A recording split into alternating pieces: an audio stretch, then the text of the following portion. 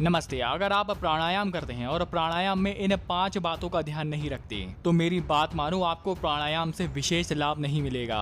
और मुझे पता है कि कई व्यक्ति 6 महीने से, 1 साल से, 2 साल से प्राणायाम कर रहे हैं और लगातार प्राणायाम कर रहे हैं, लेकिन प्राणायाम से उनको वो रिजल्ट नहीं मिलते जिसकी वो एक्सपेक्टेशन करते हैं, वो परिणाम नहीं मिलते जिनकी वो उम्मीद करते हैं। तो ऐसा क्यों? मुझे लगता है कि इनका कारण इन 5 बातों में ही छुपा है। तो आइए शुरुआत करते हैं नंबर 5 से। नंबर 5 पर है कि प्राणायाम के प्रति आस्था, यानी कि मन लगाकर प्राणायाम ना करना। और ये सबसे मेन कारण है कि आपको प्राणायाम से विशेष लाभ नहीं मिलता। मतलब हम सांस ले रहे हैं और छोड़ रहे हैं, सांस लिया छोड़ा, लिया छोड़ा, लिया छोड़ा, बस 1 घंटे तक यही क्रिया करते रहते हैं, लेकिन मन और कहीं है। मतलब मन में बाबू सोना चल रहा है और यहाँ पर सांस अंदर जा रही है और बाहर आ रही है। तो इसको हम ये मान सकते हैं कि ये सिर्फ एक क्रिया है, ये प्राणायाम नहीं बल्कि ये एक क्रिया है। सांस अंदर जा रही है और सांस बाहर जा रही है। इसलिए अगर आप प्राणायाम कर रहे हैं तो आपको मन लगाकर प्राणायाम करना है, यानी कि आपका ध्यान होना चाहिए सांस अंदर जा रही है और आपका ध्यान होना चाहिए कि सांस बाहर जा रही है। चलिए अब आगे बढ़ते हैं और जानते हैं दूसरे कारण के बारे में। दूसरा कारण है कि आसन का अभ्यास। प्राणायाम में एक सही आसन का होना बहुत जरूरी है, क्योंकि अगर हम आसन लगाकर प्राणायाम करेंगे तो यह हमारी रीढ़ की हड्डी को सीधा रखता है।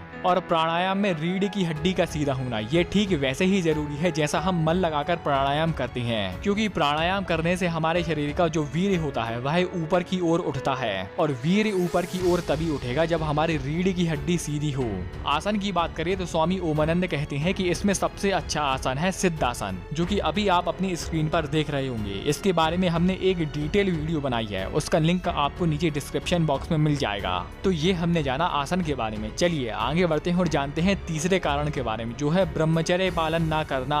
अगर आप प्राणायाम कर रहे हैं और प्राणायाम के साथ अगर आप ब्रह्मचर्य पालन कर रहे हैं तो इसको ऐसा समझे कि ये एक सुपर कॉम्बिनेशन है। क्योंकि अगर आप कोई भी अच्छी चीज कर रहे हैं और उसके साथ अगर आप ब्रह्मचर्य पालन कर रहे हैं तो ये एक सुपर कॉम्बिनेशन नहीं बल्कि उससे भी ज्यादा है। आपके स्वास्थ्य में ये कॉम्बिनेशन 4 चांद लगा देगा।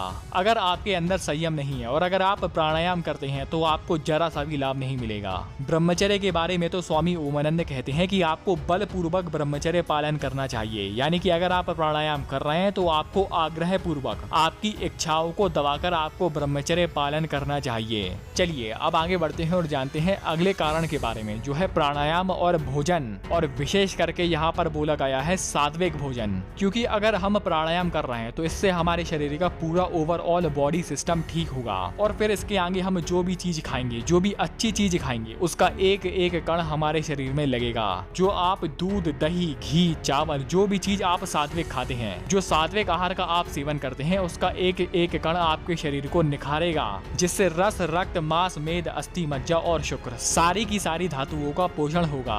अब कुछ सात्विक आहार के बारे में जाने तो जैसे गाय का घी, दूध, गेहूं, चावल, मूंग, उत्तम फल जैसे कि केला, सेफल, अंगूर, लौकी, ककड़ी, घिया, तोरई, तो ये सब होते हैं सात्विक आहार। और जाने तो ऐसे आहार जो कि मधुर होते हैं, तासीर में ठंडे होते हैं, चिकने होते हैं, स्निग्ध होते हैं। ऐसे आहार जो कि ताजे बने हुए होते हैं, जो कि जल्दी पचने वाले और ओज को बढ़ाने वाले होते हैं। तो ये सभी आहार होते हैं सात्विक आहार। अब आगे बढ़ते हैं और जानते हैं अंतिम कारण के बारे में, जो है कि नियमित दिनचर्या, यानी कि जिस टाइम पर आपको जो काम करना है तो वो काम करना ही है। अगर आपको प्राणायाम करने से पूरा लाभ चाहिए तो आपको नियमित दिनचर्या बनाना होगा, यानी कि अगर आपको ब्रह्म मुहूर्त में उठकर प्राणायाम करना है तो प्राणायाम ही करना है। अगर आपको इस टाइम पर खाना खाना है तो रोज आपको इस टाइम पर ही खाना खाना है। अगर आपको रोज इस टाइम पर दूध पीना है तो आपको इस टाइम पर ही रोज दूध पीना है। और अगर आपको इस टाइम पर रोज सोना है तो आपको इस टाइम पर ही सोना है। तो दोस्तों ये रहे कुछ ऐसे कारण जिसमें मुझे लगता है कि अगर आप प्राणायाम करते हैं और अगर आपको प्राणायाम से लाभ नहीं मिल रहा तो हो सकता है कि इन 5 में से कोई एक कारण हो।